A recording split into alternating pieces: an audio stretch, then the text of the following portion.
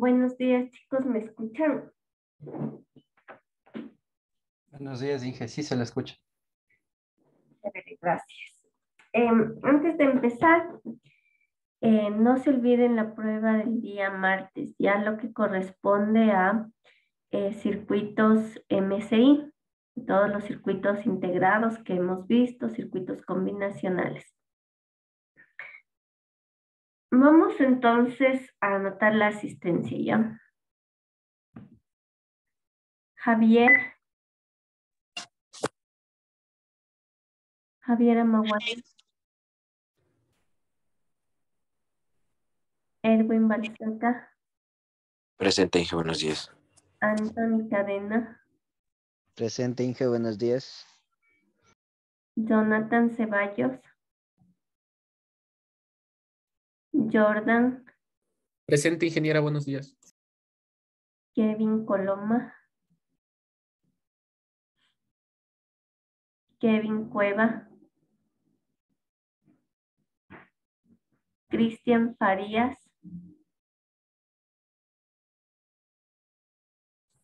Presente, Inge, buen día. Luis, Juan Pablo, Buen día, Inge, presente. Diego Gómez, Presente, Inge. Buenos días. Héctor Guachamín, Buenos días, presente.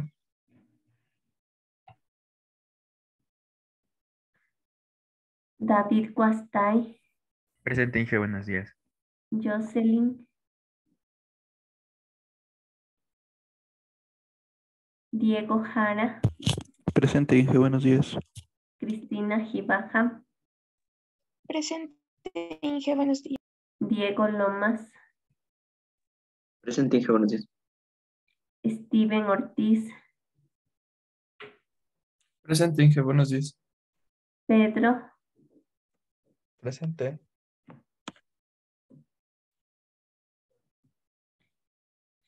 Joe,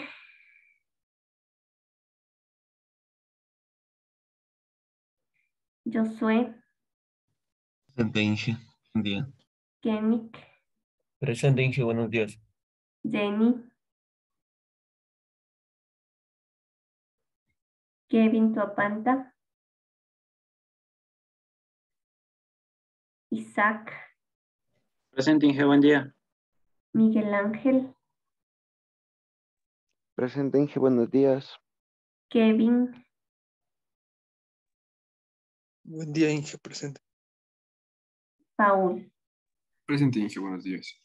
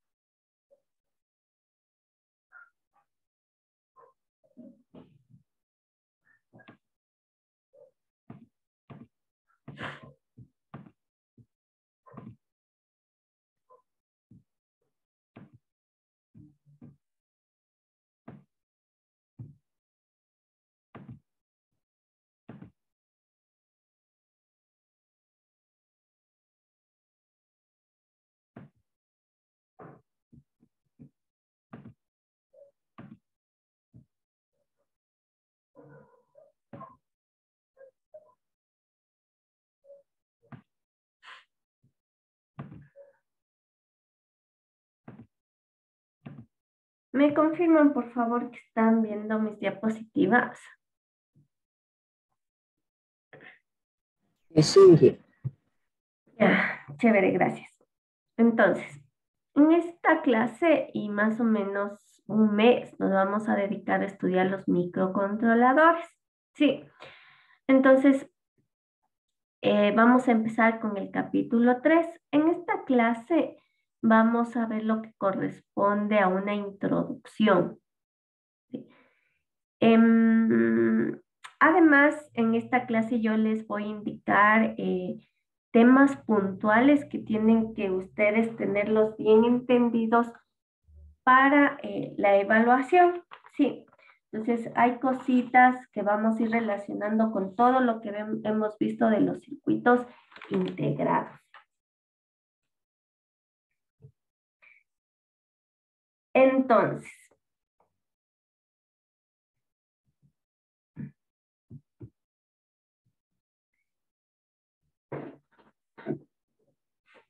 básicamente, los objetivos que nos hemos planteado en esta primera clase de microcontroladores, primerito es definir qué es un microcontrolador, también definir qué es un microprocesador, indicar las diferencias entre un microcontrolador y microprocesador, indicar las principales características de un ATmega 328P, que es con el que vamos a trabajar, indicar el encapsulado y descripción de los pines del ATmega 328 e indicar las conexiones principales de un microcontrolador, que son el oscilador y el reset. Aquí yo quiero hacer una aclaración.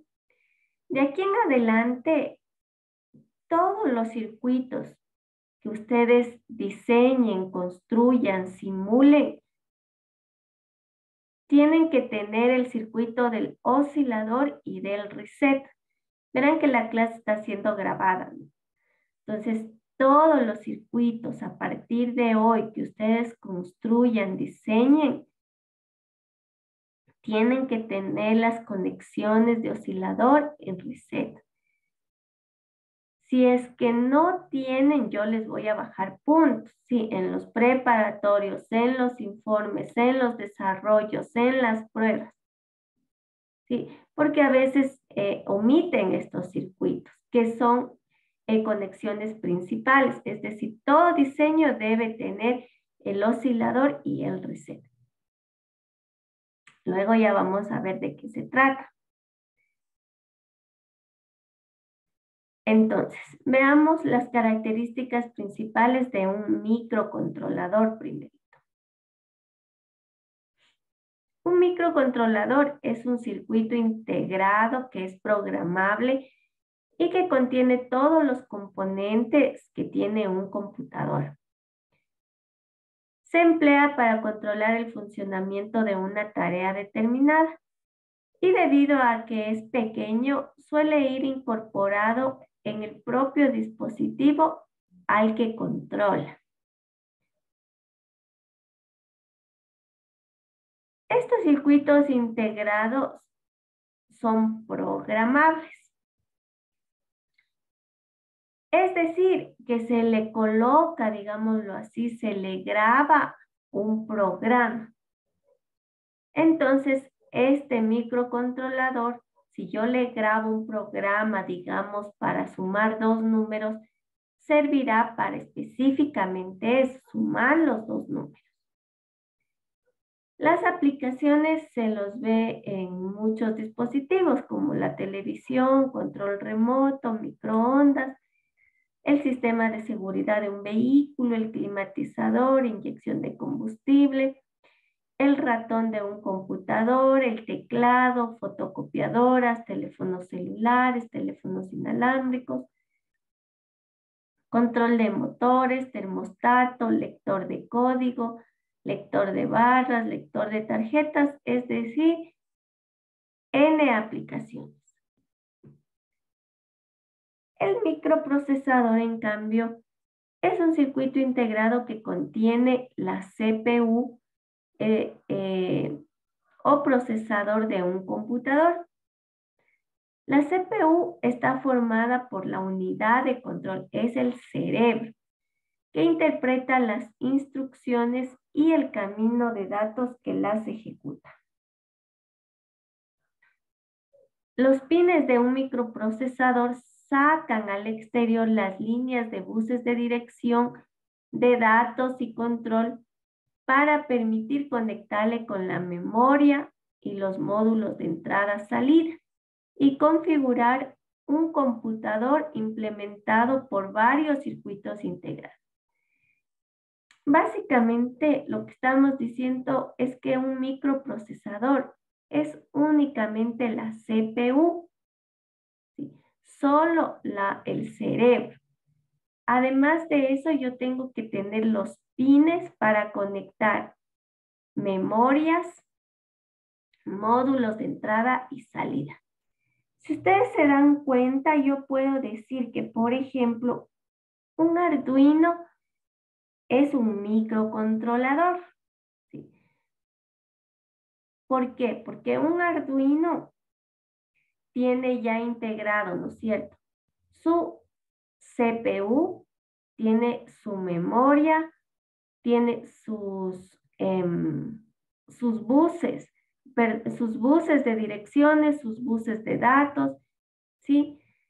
Es decir, es una unidad ya central.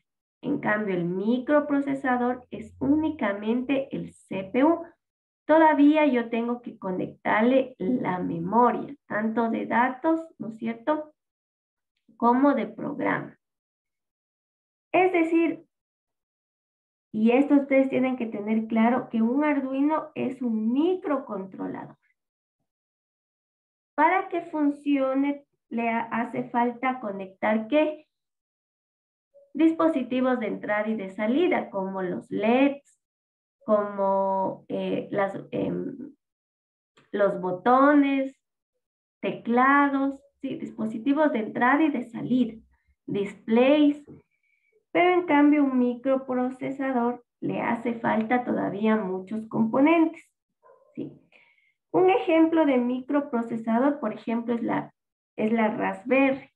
La Raspberry en sí es un computador pequeñito, pero ese computador yo puedo conectarle memoria, ¿sí? Un disco duro, puedo conectarle todavía para que funcione, digamos, y para poder identificar su funcionalidad, todavía me hace falta conectarle una pantalla, por ejemplo. O sea, todavía me hace falta conectarle muchos componentes. Si queremos ver, miren, la diferencia,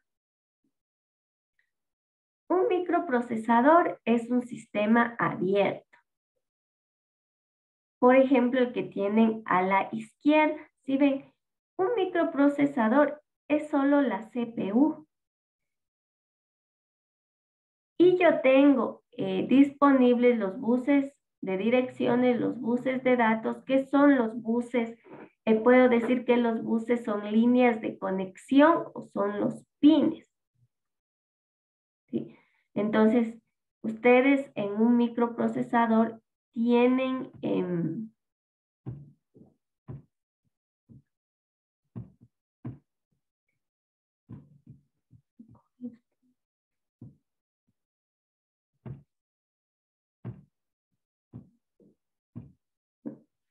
en un microprocesador ustedes tienen acceso a estos buses de direcciones que son líneas de conexión, son cables de cobre, ¿sí? En donde ustedes van a conectar todos los recursos adicionales con memorias, periféricos, de entrada, de salida. En cambio, un microcontrolador es ya un sistema cerrado, como el que ustedes ven aquí. Sí, ya es, miren, es un chip que contiene todos los recursos de un computador. Es decir, tiene osciladores, tiene convertidores, tiene el microprocesador, es decir, tiene su CPU, tiene el cerebro, ¿cierto? Toda computadora tiene un CPU. Asimismo, el microcontrolador tiene, miren, su CPU. Un microcontrolador tiene su microprocesador o CPU, ¿sí? Pero también tiene integrado el convertidor análogo digital, tiene integrado ya las memorias. tanto, si es que quiero ir más allá, tiene memoria de datos, memoria de programas, tiene temporizadores, tiene ya todos los recursos integrados en un solo circuito. Es decir, que tiene ya prestaciones limitadas. Sí, ya tendrá una capacidad de memoria de datos, una capacidad de memoria del programa, tendrá 2 convertidores análogos digitales y eso no le podemos cambiar. Por eso es un sistema cerrado. Entonces, un ATmega, que es el que nosotros vamos a utilizar, o un PIC, que es similar, todos esos son microcontroladores. ¿Sí? Y si queremos relacionarlo con algo, en cambio un microprocesador, un ejemplo de microprocesador es una Raspberry.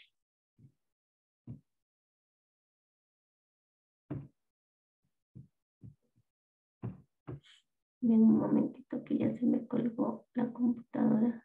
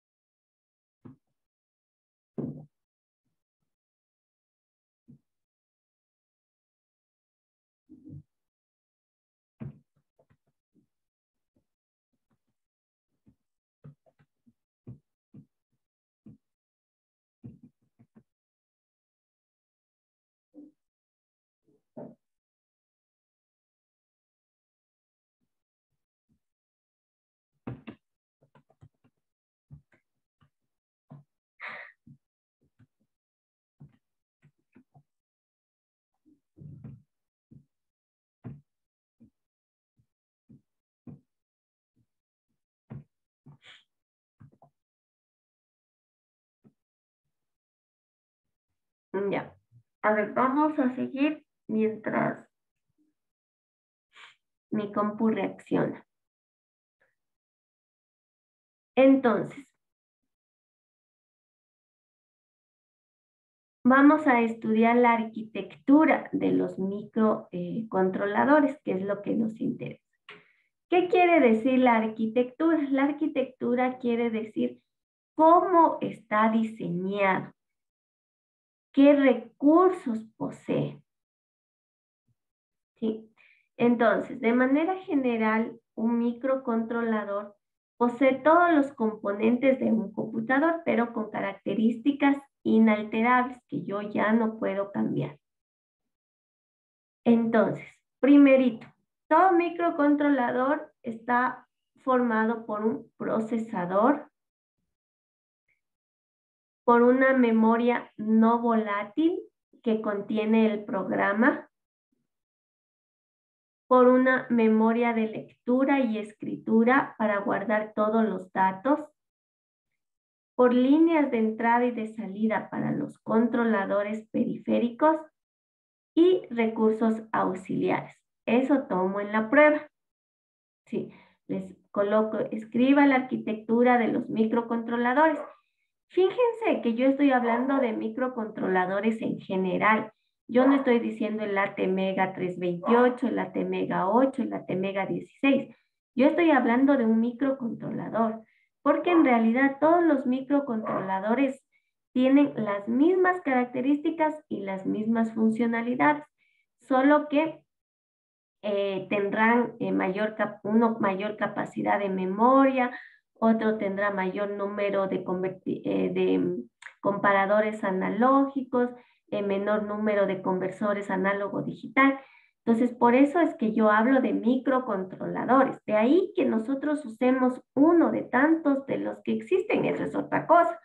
Pero la idea es exactamente la misma. Es decir, con lo que vamos a aprender, ustedes pueden manejar un ATmega o un microcontrolador PIC. Denme un minutito que no me da chance esta computadora.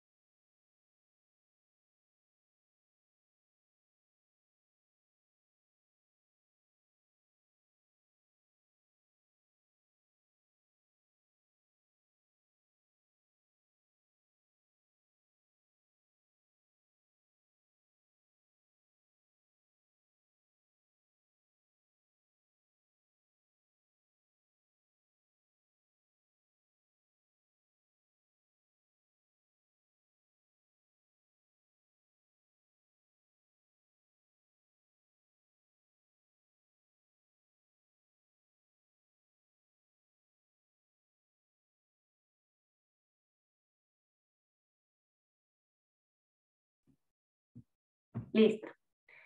Ya, entonces, como les decía, nosotros vamos a estudiar la arquitectura de los microcontroladores. ¿Qué quiere decir la arquitectura? Digamos, cómo está diseñado. Entonces, todo microcontrolador posee el procesador, memorias de forma general. Si es que yo quiero ser más específico, memoria no volátil, que es la que contiene el programa, la memoria de lectura y escritura, que es para guardar los datos, las líneas de entrada y de salida para los controladores periféricos y los recursos auxiliares. Sí, entonces vamos a empezar estudiando el procesador. Sí. Entonces, primerito que el procesador en un microcontrolador es la unidad de control de procesos o CPU. ¿Sí? Ahora, dentro del procesador vamos a estudiar las dos posibles arquitecturas. Verán que primero vimos la arquitectura del microcontrolador. Vamos a empezar a estudiar el procesador de ese microcontrolador. Ese procesador, vamos a estudiar su arquitectura. Es posible que un procesador tenga dos tipos de arquitectura. La arquitectura que ustedes ven en la diapositiva, que es la von Neumann,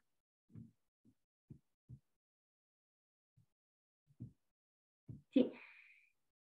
Y la arquitectura Harvard, ¿sí? Entonces, vamos a empezar a estudiar la arquitectura von Neumann primerito. Primerito que ustedes miran que la CPU está conectada a una sola memoria.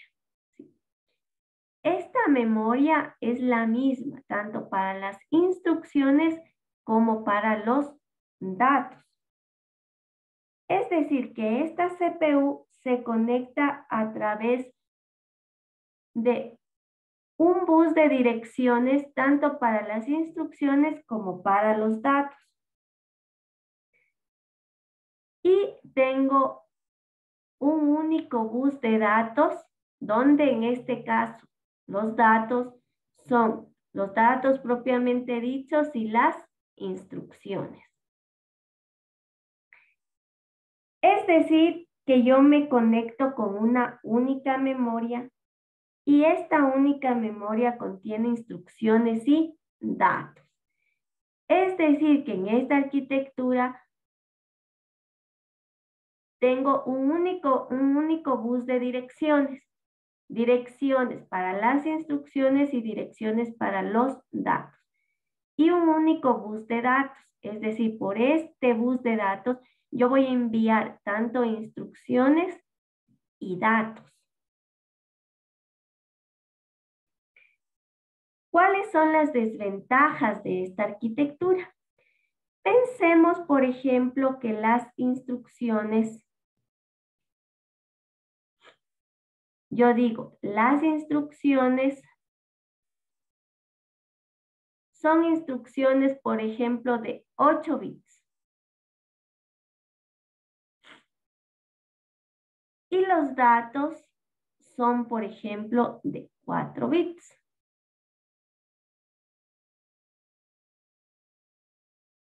¿Qué quiere decir esto? ¿Qué es un bus de datos? Un bus de datos es un conjunto de cables, ¿cierto?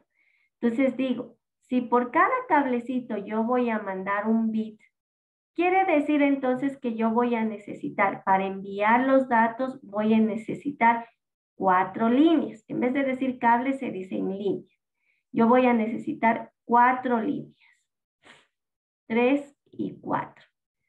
Pero por esos cuatro líneas no me va a avanzar para enviar los 8 bits de instrucciones, porque el bus de datos es común para instrucciones y para datos.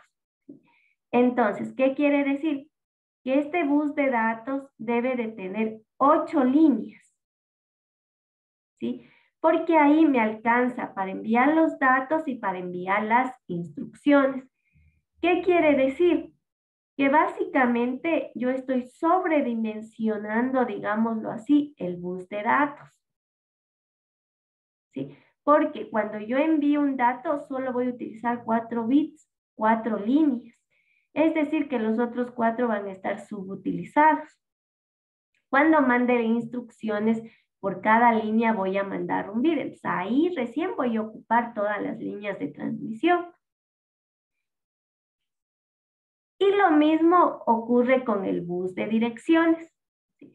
¿Qué quiere decir el bus de dirección? Por ejemplo, yo digo, esta memoria contiene 1, 2, 3, 4, 5. Contiene una localidad de memoria, 2 localidades de memoria, 3 localidades de memoria, 4 localidades de memoria. Pensemos solo hasta 4 localidades de memoria. ¿Sí?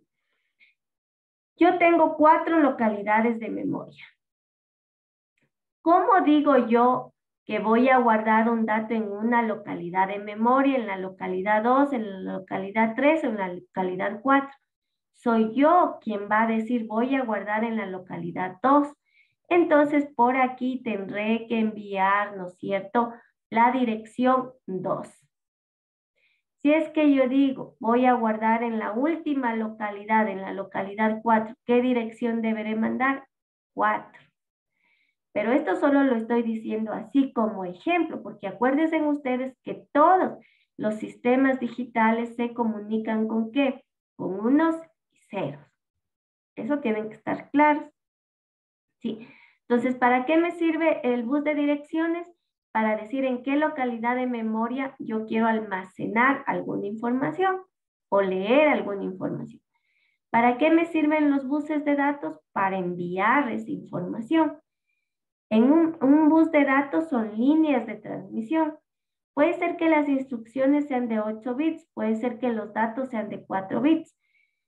Pero, ¿cuántas líneas debe tener este bus de datos? 8. Cuando yo envíe datos propiamente dichos, utilizaré 4 bits. Es decir, las 4 líneas. Cuando yo envíe instrucciones, voy a utilizar las 8 líneas. Y fácilmente se ve que cuando yo voy a enviar datos, el número de líneas de transmisión que yo tengo para mi ejemplo 8 está siendo subutilizado. Entonces fácilmente yo estoy viendo las desventajas de esta arquitectura. por lo que también tenemos la arquitectura hardware. En esta arquitectura, ¿qué identificamos primerito? En esta arquitectura tengo independizado tanto la memoria de instrucciones como la memoria de datos. Si ven, ya no es una memoria común. Ya tengo por un lado la memoria de instrucciones, por otro lado la memoria de datos. Y además, cada una de estas memorias dispone de sus buses. ¿Sí? ¿Qué son los buses? Son cablecitos. Para no decir cables, decimos líneas. Es un conjunto de líneas. Entonces dice la memoria de instrucciones, ¿no es cierto?, que contiene las instrucciones del programa. Por eso también a las memorias de instrucciones se le conoce como memoria del programa. Entonces veo que cada una de las memorias ya tiene independizado su propio sistema de buses. Entonces tengo un bus de direcciones de instrucciones y tengo el bus de instrucciones. Por aquí mandaré yo la dirección de la localidad a la cual quiero acceder y por aquí enviaré la instrucción propiamente dicha. Sí, entonces yo digo, en la localidad 1, ¿no es cierto? Por ejemplo, yo digo, en la localidad 1, entonces mandaré por el bus de direcciones ese valor 1. Quiero almacenar la instrucción apagar. Apagar. ¿Sí? Entonces mandaré esa instrucción apagar. Ahora, ese es solo como ejemplo. Acuérdense que yo lo que envío son unos y ceros. Ahora, tengo independizado también la memoria de datos. Esta memoria de datos, por lo tanto, también tiene independiente su bus de direcciones de datos y el dato. Entonces, en el bus de direcciones de datos, yo enviaré, por ejemplo, yo quiero acceder a la localidad 4. Pensemos que esto está dividido en 4. 1, 2, 3, 4. Yo quiero decir, en esta localidad 4, voy a guardar en esta localidad 4, entonces por el bus de direcciones enviaré el 4. Y el dato que quiero guardar ahí es el dato, no sé, el valor de 8, por ejemplo. Entonces, por el bus de direcciones enviaré la localidad a la cual quiero acceder y el dato que quiero almacenar. Pero ya nosotros más luego vamos a verlos con 1 y con 0. Por lo pronto, que esté claro qué mando por una línea, qué mando por otra línea. Por una línea, por un bus, mando direcciones, por otra línea mando o instrucciones o mando datos. El que yo tenga independizado tanto memoria de instrucciones, memoria de datos, y por default entonces yo tengo independizado bus de direcciones y bus de instrucciones y bus de datos, eso hace que esta arquitectura de este procesador tenga mayor rendimiento. ¿Por qué? Porque aquí no voy a tener el problema de que subutilice líneas de transmisión, ¿cierto? Porque el bus de direcciones, por ejemplo, digo, si esta dirección, ¿no es cierto?, tiene, por ejemplo, 2 localidades de memoria, entonces necesitaré 2 líneas de transmisión. Si es que esta memoria de datos tiene 4 localidades de memoria, por ejemplo, entonces necesitaré 4 líneas de transmisión. Y lo mismo para las instrucciones. Si una instrucción está formada, por ejemplo, por 4 bits, entonces, o por 16 bits, entonces tendré 16 líneas de transmisión. Si en cambio los datos están formados por 2 bits, entonces tendré 2 bits, 2 líneas de transmisión, por ejemplo. Entonces, sí ven ustedes que aquí ya me permite adecuar tanto el tamaño de las memorias como el tamaño de los buses. Es decir, me permite tener memorias de diferentes capacidades. Vamos a ver qué es eso de capacidades más adelante. Es decir, que me permite optimizar las características.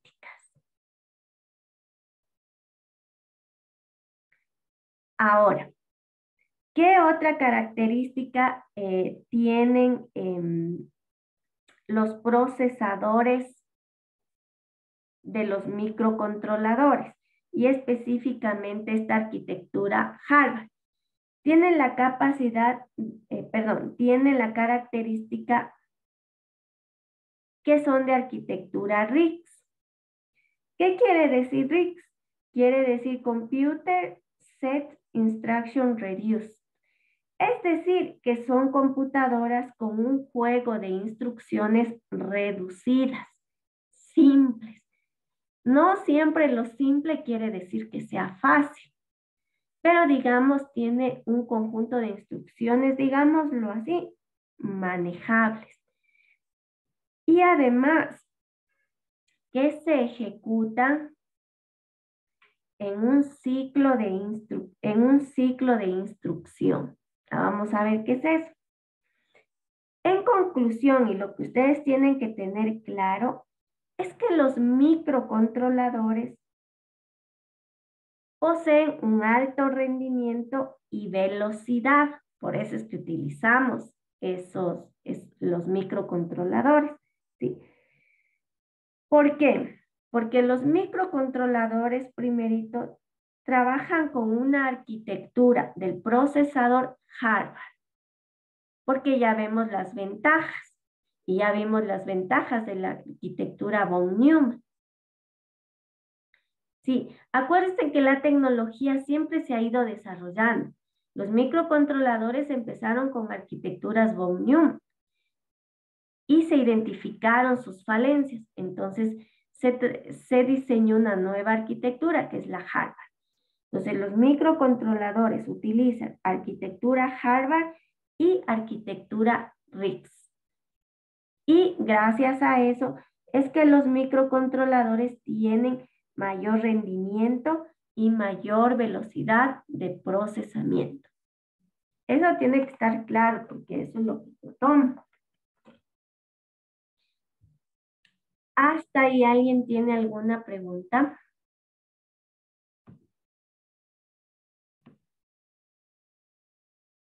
Ya. Entonces, ¿nosotros qué dijimos? Que la arquitectura de los microcontroladores es procesador, memorias, líneas de entrada y de salida y recursos auxiliares. Estudiamos el procesador, ¿cierto? Vimos que el procesador tiene dos tipos de arquitectura, la arquitectura von Neumann y la arquitectura Harvard. Vimos las ventajas y desventajas de cada una de las arquitecturas. La conclusión es que los microcontroladores contienen procesadores con arquitectura Harvard y además una arquitectura RISC porque el set de instrucciones que me permite manejar ese microcontrolador es simple. ¿Hasta ahí alguien tiene alguna preguntita? Listo. Entonces, teniendo en mente esto de la arquitectura Harvard, vamos a ver algo. Vamos a estudiar. Déjenme salir de aquí. Ya. Vamos a estudiar a qué se refiere esto de capacidad de memorias y vamos a entender mejor la arquitectura Harvard. Denme un minutito, necesito el OneNote.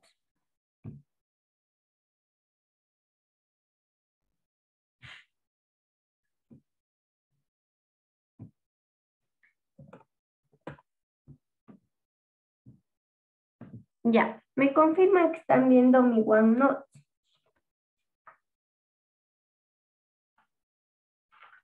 Chicos, también. Sí, Silvia. Sí, Inge, sí se ve la. Ya, entonces, hablemos un poquito de la capacidad de las memorias.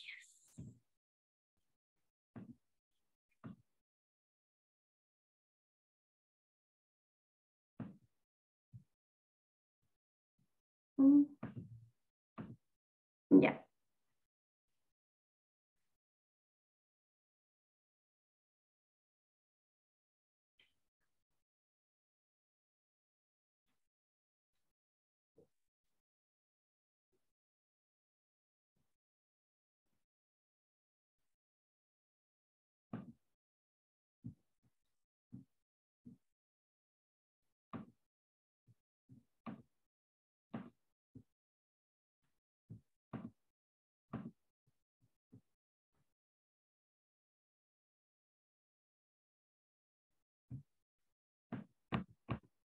Me está colgando la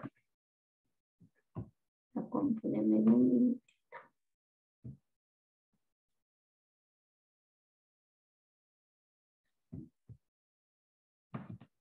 Un minutito. Sí, no.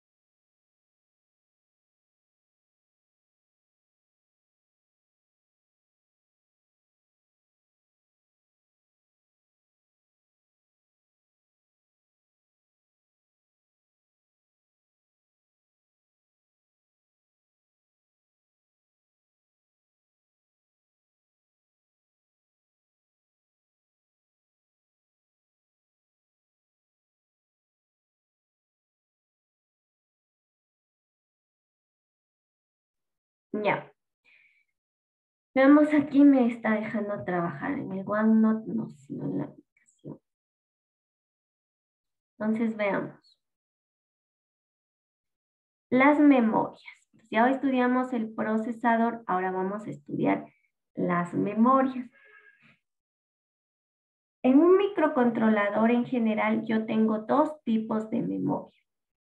Tengo la memoria de instrucciones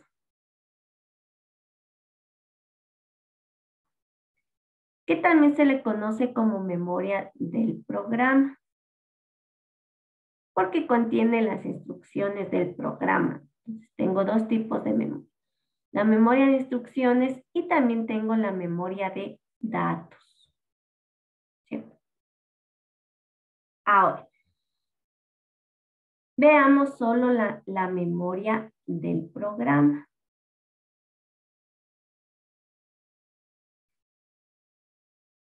Yo tengo que la memoria del programa puede ser de diferentes tipos. Puede ser una memoria tipo ROM, ¿sí? ¿A qué se refiere con una memoria ROM? En este tipo de memorias, el programa se graba en el chip durante su fabricación. En esta memoria, el programa se graba en el chip durante su fabricación. También la memoria del programa puede ser una memoria EEPROM.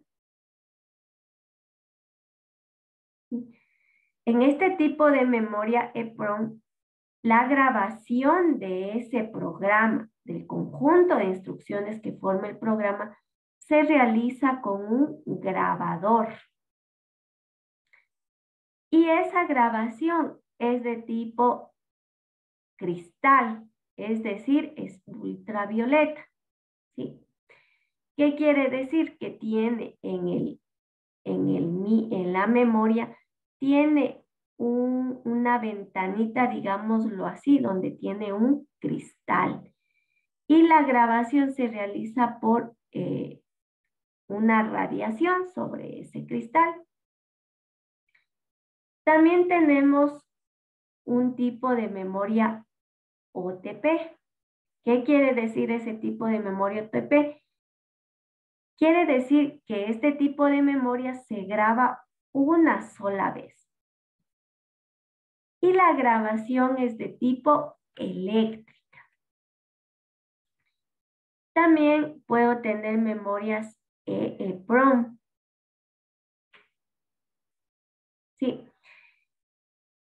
Este tipo de memorias para su grabación requiere de un zócalo y de un grabador. Este tipo de memorias yo puedo programarlas y borrarlas tantas veces como el usuario lo requiera. ¿Sí? Y tiene 1.000.000 de ciclos de escritura y borrar. Es decir, yo le puedo grabar el programa 1.000.000 de veces. Y tengo la memoria tipo flash.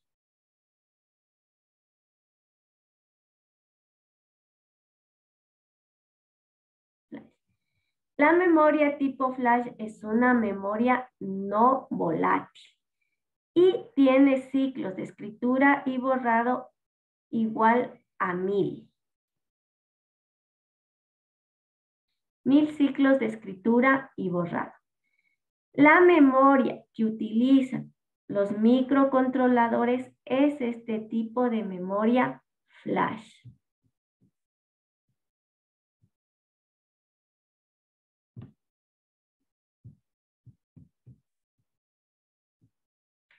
Por ejemplo, la memoria que utiliza un PIC 16C84, ¿sí? Es una memoria de tipo EEPROM. Sí, la memoria del programa de un PIC 16C84 es de tipo EEPROM. La memoria que utiliza ya un PIC que es más actualizado, que es el 16F84, que era el que estudiábamos antes, es una memoria de tipo flash. La memoria del ATmega 8 es una memoria de programa de tipo flash. La memoria del ATmega que nosotros vamos a utilizar y que ya hemos de ver sus características del 328P es una memoria de tipo de programa flash. ¿Sí? ¿Qué tienen que tener ustedes claros? Que la memoria del programa es la memoria que almacena las instrucciones del programa. ¿Sí? Si ustedes hacen un programa para que un micro sume 2 números, entonces tendrá almacenado ese programa. Las instrucciones que permitan sumar 2 números. ¿Cierto? Las memorias del programa pueden ser de diferentes tipos. Pueden ser de tipo ROM, de tipo EEPROM, de tipo OTP, de tipo EEPROM y de tipo Flash. Por ejemplo, el PIC 1684 tiene una memoria del programa de tipo EEPROM. El ATmega 328P, que es el que vamos a estudiar, tiene una memoria de programa de tipo Flash. Para no quedarnos con la idea suelta de las memorias, nosotros decimos que tengo 2 memorias en un microcontrolador. Tengo la memoria del programa, ¿no es cierto? Que ya vimos cuáles son los tipos, pero también tengo la memoria de datos. Así como la memoria del programa almacena las instrucciones del programa, en cambio, ¿qué almacena la memoria de datos? Almacena los datos que maneja el programa. Como ustedes saben, los datos varían continuamente. Yo no tengo un solo dato. Es más, cuando ustedes prueben sus circuitos, van a ingresar diferentes datos. Entonces, ¿qué tenemos? Que los datos varían continuamente. ¿Esto qué me exige? Que la memoria de datos me permita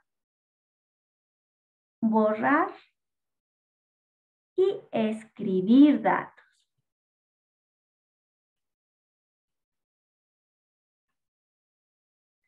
Es decir, que esta memoria de datos tiene que ser una memoria de escritura y lectura.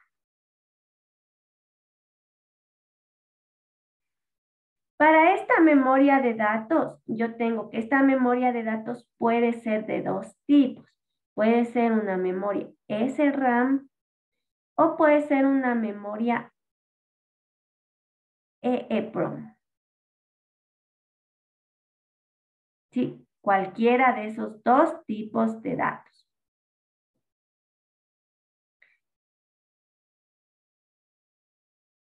Además, si es que no es cierto, algo que tiene que ser claro es que este tipo de memorias es una memoria volátil.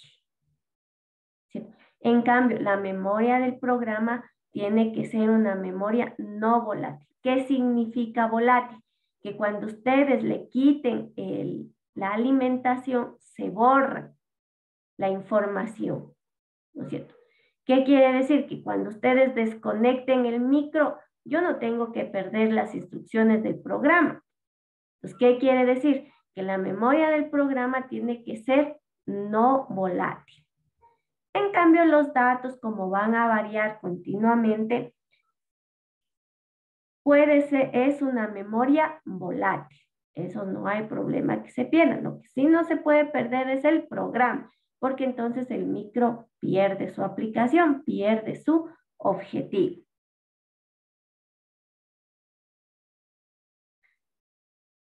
Entonces, yo tengo 2 tipos de memorias dentro de la memoria de datos. Puede ser una memoria SRAM, ¿no es cierto?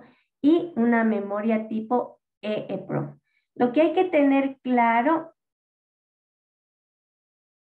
es que estas memorias deben permitir tanto la escritura como la lectura. ¿Por qué? Porque los datos son variables continuamente dentro de un programa. ¿Hasta ahí alguien tiene alguna pregunta?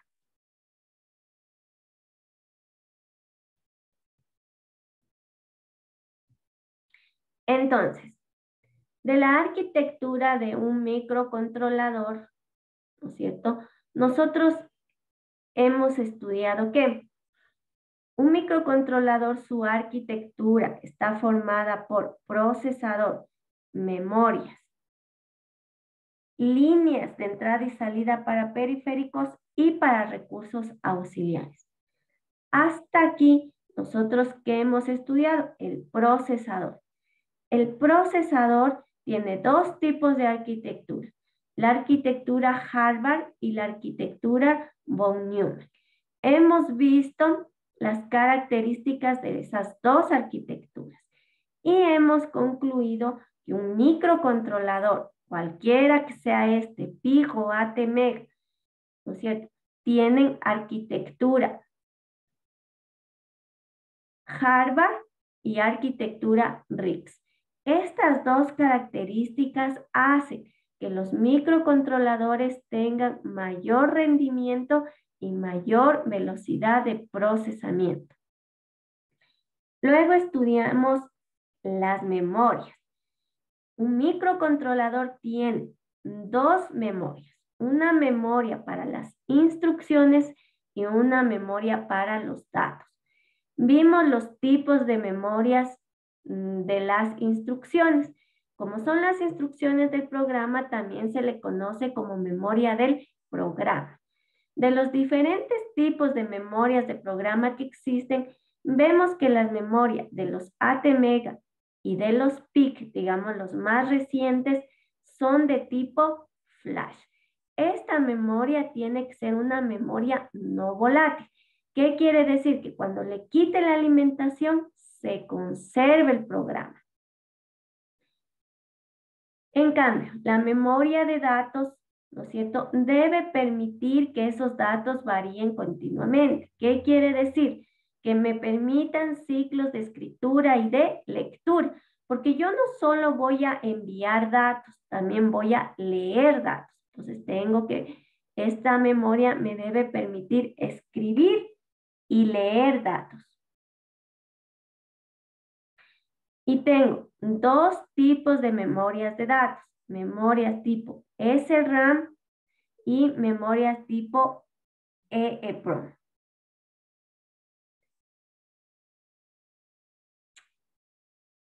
¿Cuál es la diferencia entre estas memorias? La memoria SRAM es una memoria volátil. Y la memoria EEPROM es una memoria que tiene la característica de ser no volátil. Es decir, que en esta memoria yo voy a guardar datos que cuando quite la alimentación no se me borre, porque digamos son datos importantes, digamos.